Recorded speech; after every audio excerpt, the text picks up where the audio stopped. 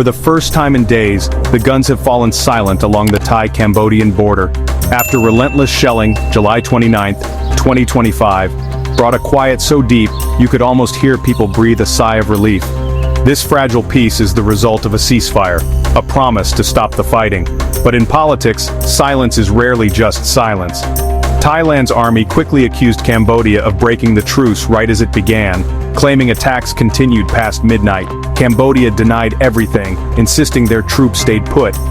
Now it's a classic standoff, each side blaming the other, both claiming innocence. The real challenge isn't just stopping the noise, it's trusting the other side has too. The good news? The ceasefire is mostly holding. Journalists on the ground confirm the explosions have stopped.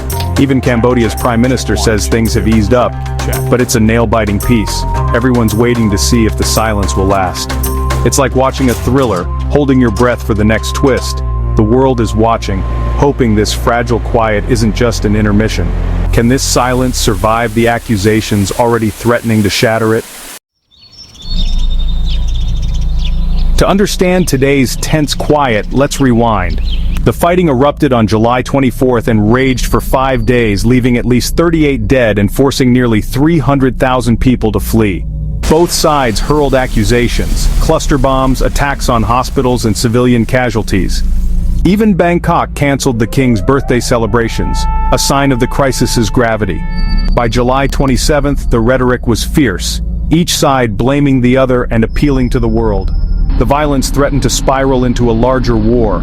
Emergency peace talks, hosted by Malaysia, became a last-ditch effort to stop the bloodshed. The result, an unconditional ceasefire, effective at midnight.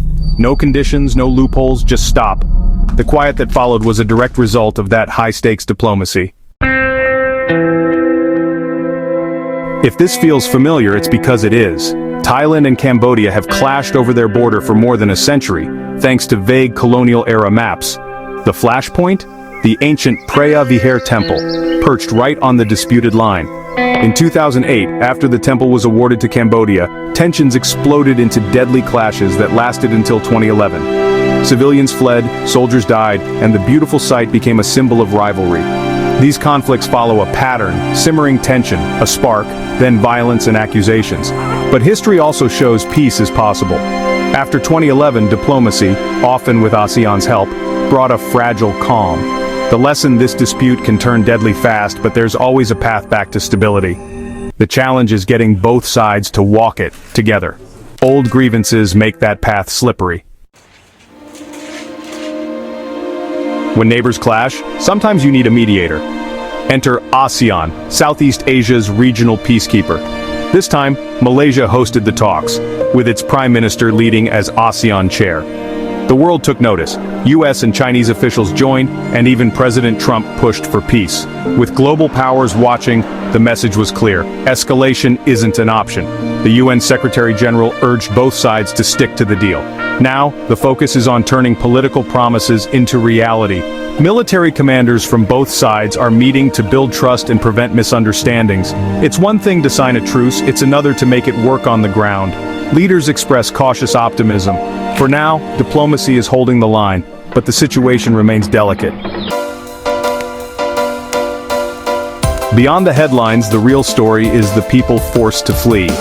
For nearly 300,000 displaced, the ceasefire is a lifeline. Relief is mixed with skepticism. These communities have seen ceasefires come and go. Many hope for peace but fear this is just another pause in a long cycle of violence. Their biggest wish: to go home and stay home.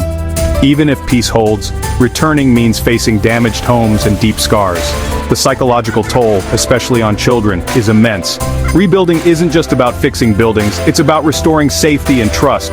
The world is watching, hoping talks continue and trust is rebuilt. The best-case scenario, a lasting solution. The worst, a single spark reignites the conflict.